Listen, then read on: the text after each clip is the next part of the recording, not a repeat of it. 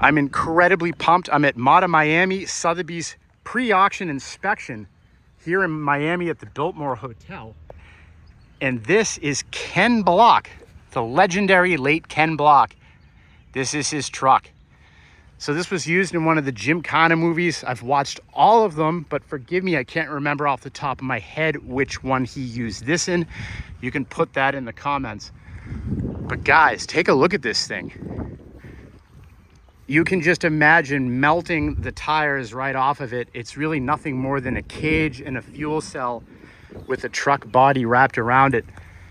And of course, the legendary Ken Block was banging through the gears right there with that.